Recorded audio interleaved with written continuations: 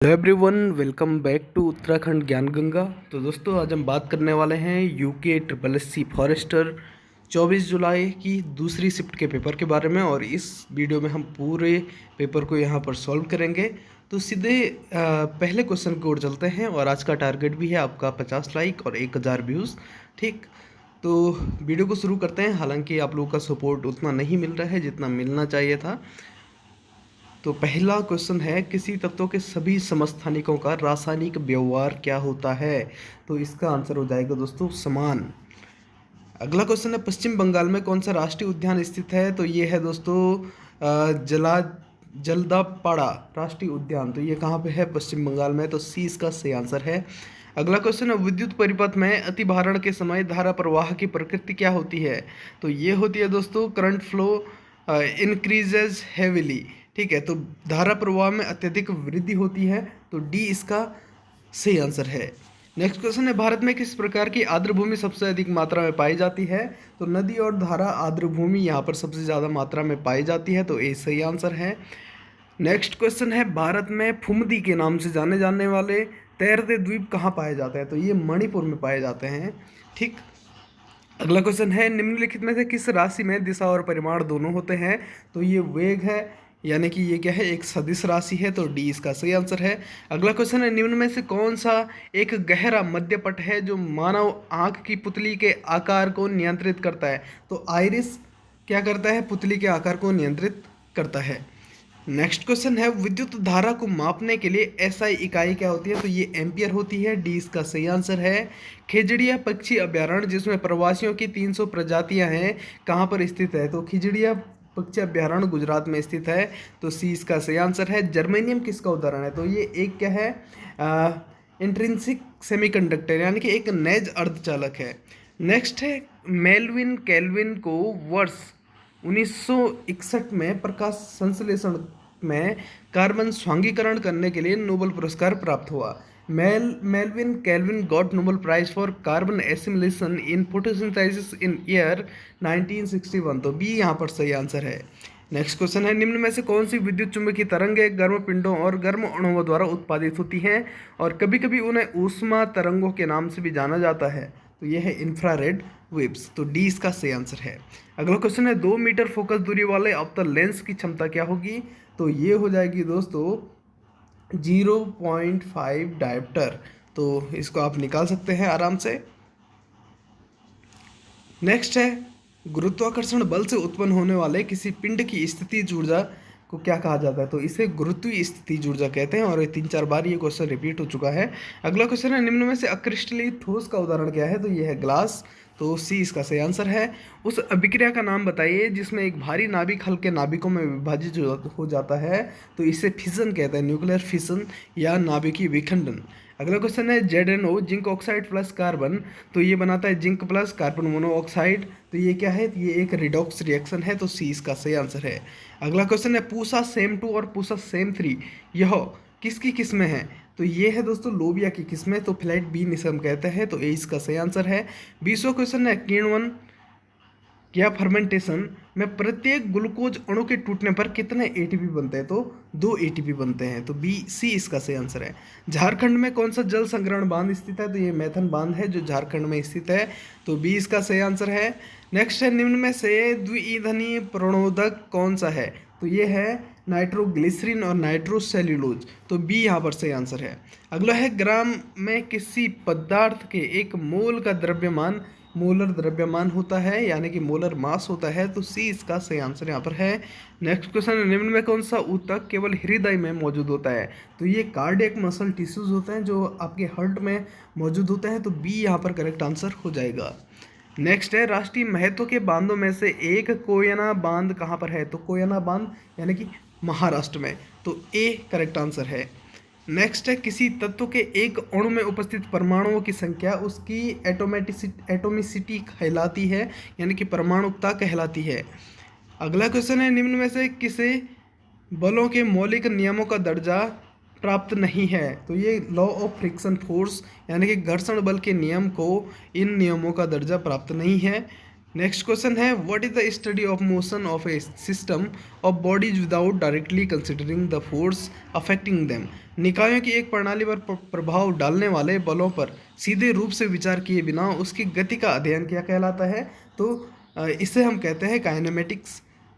तो शुद्ध गतिकी इसको हम कहेंगे। अगला क्वेश्चन है भारत में अंतर्राष्ट्रीय महत्व की रामसर आर्द्रभूमि केसेपुर मियानी सामुदायिक निचाई कहाँ स्थित है? Where is the Keshopur Miani community reserve a Ramsar wetland of international importance located in India. तो यह है पंजाब में। नेक्स्ट क्वेश्चन है आंध्र प्रदेश में कौन सा पक्षी अभ्यारण्य है? तो कोल्लेरू पक्षी अभ्यारण्य आंध्र प्रदेश में है। तो डी इसका सही आंसर हो जाएगा। स्वर्ण और शक्तिमान यह किसकी किस्म है? तो भारत में ये स्वदेशी चावल की किस्म है। तो डी यहाँ पर करेक्ट आंसर हो जाएगा। अगला क्वेश्चन है निम्न में से किस वन पारिस्थितिक तंत्र में मेपल, बीच और ओक वृक्ष सबसे अधिक पाए जाते हैं? तो ये टेम्परेट डेसिडियस फॉरेस्ट हम इसे कहते हैं। तो ए इसका करेक्ट आंसर हो जाएगा। निम्न में से किस पद की इकाई नहीं है? तो मोल फ्रैक्शन की कोई भी यूनिट नहीं होती है, इसको आपको याद रखना है। तो डी यहाँ पर करेक्ट आंसर आपका है। अगला क्वेश्चन है एक उदासीन चालक में क्या होता है? A neutral conductor has. तो इसमें क्या होता है? Equal positive and negative charge होते हैं। तो इसीलिए ये क्या होता है? उदासीन होता है, यानी कि यहाँ पर कोई भी फ्री इलेक्ट्रॉन नहीं होता है। अगला क्वेश्चन है ब्रेटलैंड आयोग जिसका गठन 1983 में किया गया था, इसको किसके रूप में जाना जाता है? तो world commission for environment and development पर्यावरण और विकास पर विश्व आयोग के रूप में इसे जाना जाता है। इसकी डेट आपको याद रखनी है, 1983 में इसका गठन किया गया था। अगला क्वेश्चन है लोटनी गति यानी कि रोलिंग मोशन में किसी भी समय पर सतह के संपर्क में डिस्क के तल की अवस्था क्या होती है? तो इसे हम कहते हैं स्टेट ऑफ रेस्ट यानी कि विराम अवस्था। नेक्स्ट क्वेश्चन है निम्न में से किसे समान द्रव्यमान संख्या वाले लेकिन भिन्न परमाणु संख्या वाले परमाणु कहा जाता है? तो इसको हम आइसोबार्स कहते हैं। ठीक है, आइसोबार्स भिन्न परमाणु संख्या और समान द्रव्यमान संख्या, और यदि समान परमाणु संख्या होगी तो हम इसे आइसोटोप्स कहेंगे। अगला क्वेश्चन है 220 वोल्ट 50 हर्ट्ज एसी आपूर्ति से जुड़े 100 ओम प्रतिरोधक के पूर्ण चक्र में खपत की गई शुद्ध शक्ति पावर क्या होगी? ठीक है, तो ये होगी 484 वाट। तो बी यहाँ पर करेक्ट आंसर है। अगला क्वेश्चन है ज्वारी ऊर्जा का एक स्थल सुंदरबन डेल्टा कहाँ पर है? तो ये पश्चिम बंगाल में है। तो ये सबसे बड़ा डेल्टा भी है। तो डी यहाँ पर करेक्ट आंसर हो जाएगा। पावागढ़ सोलर पार्क कहाँ पर है? तो पावागढ़ सोलर पार्क कर्नाटक में है। सी यहाँ पर करेक्ट आंसर है। अगला क्वेश्चन है क्षार धातुओं की परमाणु त्रिज्या, तो ये क्या होती है? इंक्रीज डाउन द ग्रुप, जैसे जैसे नीचे आता है तो ये बढ़ती जाती है। अगला क्वेश्चन है किसी वस्तु की तीव्र तीव्र गम आगम गति क्या कहलाती है? तो इसे हम वाइब्रेशन कहते हैं यानी कि कंपन कहते हैं। नेक्स्ट क्वेश्चन है निम्न में से कौन सी गैस बायोगैस का मुख्य घटक है? तो मीथेन बायोगैस का मुख्य घटक है। बी करेक्ट आंसर हो जाएगा। अगला क्वेश्चन है पृथ्वी से निकाले गए अयस्क बड़ी मात्रा में अशुद्धियों से अयस्क बड़ी मात्रा में अशुद्धियों से दूषित होते हैं जिन्हें क्या कहा जाता है? तो इन्हें गैंग कहा जाता है। तो डी यहाँ पर सही आंसर है। अगला क्वेश्चन है निम्न में से किसे ब्लू विट्रियल के नाम से जाना जाता है? तो ये कॉपर सल्फेट होता है जिसका कलर नीला होता है, और इसे हम क्या कहते हैं? ब्लू विट्रियल यानी कि नीला थोथा भी हम इसे कहते हैं। अगला क्वेश्चन है वायुमंडल में मौजूद नाइट्रोजन की मात्रा है 78%। तो यहाँ पर करेक्ट आंसर है बी। नेक्स्ट क्वेश्चन है दिए गए मानव अंगों में से वह अंग कौन सा है जो वायु में उपस्थित श्रव्य आवृत्तियों वाले दाब विचरणों को विद्युत संकेतों में परिवर्तित करने की और इसके फलस्वरूप इसको पता लगाने की क्षमता देता है? तो इसे हम एयर कहते हैं यानी कि कान कहते हैं। सी यहाँ पर करेक्ट आंसर हो जाएगा। अगला क्वेश्चन है निम्न में से किस फाइलम को आमतौर पर समुद्री वॉलनट के नाम से जाना जाता है? तो टीनोफोरा फाइलम को समुद्री वॉलनट के नाम से जाना जाता है। सी वॉलनट भी हम इसे कहते हैं। तो ये यहाँ पर करेक्ट आंसर है। अगला क्वेश्चन है किसने व्याख्या की कि नई कोशिकाएं पहले से मौजूद कोशिकाओं से बनती हैं? तो ये रोडोल्फ विर्चो हैं जिन्होंने जो सेल थ्योरी था इसी को आगे बढ़ाया था। तो रोडोल्फ विर्चो हम इन्हें कहते हैं। तो ए करेक्ट आंसर है। अगला क्वेश्चन है चट्टानों के कृषि भूमि में परिवर्तन को क्या कहा जाता है? तो इसे सॉइल फॉर्मेशन यानी कि मृदा निर्माण यहाँ पर कहा जाता है। साबुन लंबी श्रृंखला कार्बोक्सिलिक अम्ल के क्या है? सोडियम और पोटेशियम लवण हैं। तो सी करेक्ट आंसर यहाँ पर हो जाएगा। अगला क्वेश्चन है मंडल परिष्करण यानी कि zone refining is method to obtain, तो ये अल्ट्रा प्योर मेटल को यहाँ पर ऑब्टेन करते हैं, तो बी यहाँ पर करेक्ट आंसर है। नेक्स्ट क्वेश्चन है शिवालिकों की ढलान के समांतर एक संकरे क्षेत्र में कंकड़ के निक्षेपण से हिमालय की नदियों द्वारा बनाई गई भू आकृति क्या है, तो इसे हम भाबर कहते हैं, सभी को इसका आंसर पता होगा। नेक्स्ट क्वेश्चन है स्थलमंडल से वायुमंडल में कार्बन की गतिविधि का कारण निम्न में से कौन बनता है, तो ये है जीवाश्म ईंधन का जलना यानी कि burning of fossil fuels. Next question है एक फलक केंद्रीय घनी एक सेल में परमाणुओं की संख्या कितनी होती है, तो ये होती है 4, तो सी इसका सही आंसर हो जाएगा। नेक्स्ट क्वेश्चन है परिणामी विद्युत क्षेत्र को विद्युत आवेश के वितरण के साथ निम्न में से कौन संबंधित करता है, तो यह है गॉस फ्लक्स थ्योरम, तो ए करेक्ट आंसर यहाँ पर है। नेक्स्ट क्वेश्चन है निम्नलिखित में से कौन सी एक महासागरीय ऊर्जा नहीं है, तो हाइड्रो एनर्जी एक महासागरीय ऊर्जा नहीं होती है। बाकी यहाँ पर ओशियन थर्मल एनर्जी जिसके लिए जो टेम्परेचर में अंतर चाहिए वो 20 डिग्री सेंटीग्रेड चाहिए, तरंग वेव और ज्वारी वेव ये तीनों किससे निकलते हैं, समुद्र से निकलते हैं। लेकिन हाइड्रो एनर्जी जो कि बड़े बड़े डैमों के द्वारा निकाली जाती है, तो बी यहाँ पर इसका करेक्ट आंसर हो जाएगा। अगला क्वेश्चन है मुक्त रूप से लटके हुए गोलक के मामले में गोलक पर तनाव द्वारा किया गया कार्य क्या होता है, तो ये 0 होता है, तो ए यहाँ पर सही आंसर है। अगला क्वेश्चन है केपलर के आवर्त के नियम के अनुसार किसी ग्रह के परिक्रमण के आवर्त काल का वर्ग ग्रह द्वारा खोजे गए दीर्घवृत्त के अर्ध प्रमुख अक्ष के क्या होता है, तो इसके क्यूब यानी कि घन के समानुपाती होता है, डी सही आंसर है। क्वेश्चन नंबर 59 जब कोई वस्तु पराध्वनिक चाल से यात्रा कर रही हो तो उसकी स्पीड ध्वनि की चाल क्या होती है की तुलना में अधिक होती है, तो ए सही आंसर है। अगला क्वेश्चन है निम्न में से प्रकृति में एक मौलिक बल कौन सा है, तो ग्रेविटेशनल फोर्स करेक्ट आंसर हो जाएगा। अगला क्वेश्चन है उस टेलीस्कोप की आवर्धन क्षमता यानी कि मैग्नीफाइंग पावर क्या होगी जिसमें 140 सेंटीमीटर फोकस दूरी का एक अभिदृश्यक लेंस है और 5 सेंटीमीटर फोकस दूरी की एक नेत्रिका है, तो यहाँ पर हो जाएगा 28, तो ए सही आंसर है। अगला क्वेश्चन है निम्न में से तत्वों का भौतिक गुण कौन सा है, तो ये डेंसिटी है जो तत्वों का एक भौतिक यानी कि फिजिकल प्रॉपर्टीज है, तो सी यहाँ पर सही आंसर हो जाएगा। अगला क्वेश्चन है निम्न में से कौन सा सम्मेलन आर्द्र भूमि के संरक्षण के लिए है, तो रामसर कन्वेंशन हम इसे कहते हैं, तो बी इसका सही आंसर है।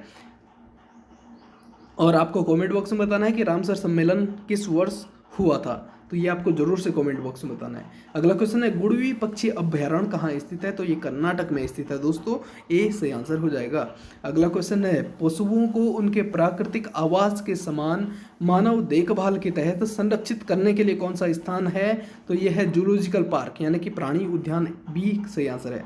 यदि गुरुत्वाकर्षण के कारण बल अनुपस्थित है तो हवा में फेंकी गई वस्तु के साथ क्या होगा, तो ये डज नॉट कैम डाउन, तो ये नीचे नहीं आएगी, तो सी इसका सही आंसर है। अगला क्वेश्चन है निम्न में से एटीएस राइबोसोम किस में पाए जाते हैं, तो यूकैरियोट्स में एटीएस राइबोसोम पाए जाते हैं, इसके साथ ही प्रोकैरियोट में 70S राइबोसोम पाए जाते हैं और माइटोकॉन्ड्रिया में भी 70S राइबोसोम पाया जाता है।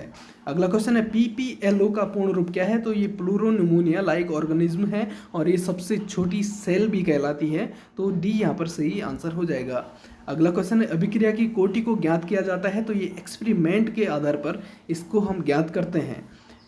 अगला क्वेश्चन है गतिमान पिंड के वेग में वृद्धि के साथ अभिकेंद्री बल किस प्रकार परिवर्तित होता है, तो गतिमान पिंड के वेग में जैसे जैसे वृद्धि होगी वैसे वैसे जो आपका सेंट्रीपिटल फोर्स है ये भी क्या होगा, इंक्रीज होगा, तो ए सही आंसर यहाँ पर हो जाएगा।